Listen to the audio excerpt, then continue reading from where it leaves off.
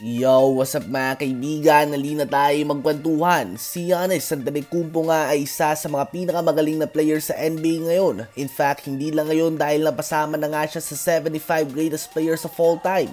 Siya nga ay isang all-time great na at nasa hanay na ng mga best power forwards of all time kasama sila Tim Duncan, Karl Malone, Dirk Nowitzki, Kevin Garnett, Charles Barkley at iba pa.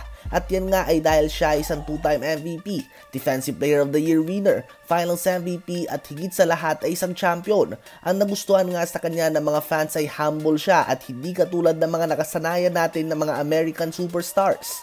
Ganun pa man mukhang dati nga ito, at least sa pananaw ng ilang fans. Ito nga ay matapos sasabihin ni Giannis na hindi nga raw siya nanunood ng basketball, mapa-highlights man yan, games o nag-check ng mga stats. Mas gusto niya nga daw na naglalaro siya ng hindi niya kilala o alam kung anong gagawin ng kabilang player o ng team.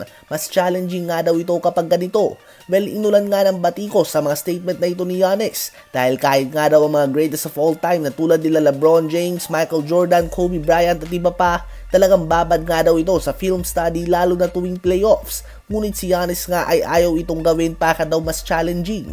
Dito nga hindi natuwa ang mga fans dahil akala nga daw ni Giannis ay masyado nang madali para sa kanya ang basketball. Tila ba hindi nga daw ito nalaglag sa first round last playoffs. Wala nga daw karapatan na magsabi ng ganito si Giannis lalo na't hindi pa naman siya nagkakampyon ng magkakasunod na beses.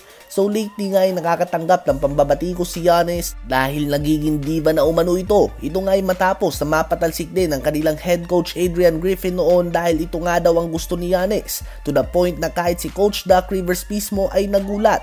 Kayo ba mga kaibigan, sa palagay nyo ba ay nagbabago na si Giannis? Ngayon ay tumungo naman tayo kay Stephen Curry. Sa podcast nga ni JJ Redick ay naikwento niya na ang kanyang dalawang anak ay walang ibang inabangan kundi ang Steph versus Sabrina. At ibinunyag niya din na nag-peak ang ratings ng NBA All-Star Saturday Night ay noong Steph versus Sabrina na. At muli itong bumagsak pakatapos ito.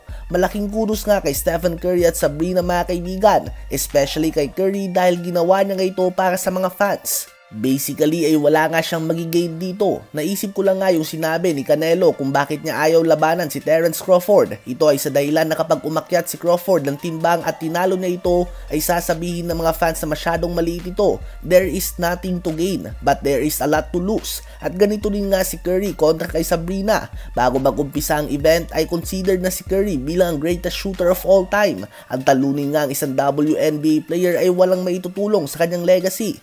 Ganun pa man kung matalo nga siya dito, bukod sa mapapahiya siya at ang buong NBA, habang buhay nga itong gagamitin ng kanyang mga haters sa pan-trash talk sa kanya.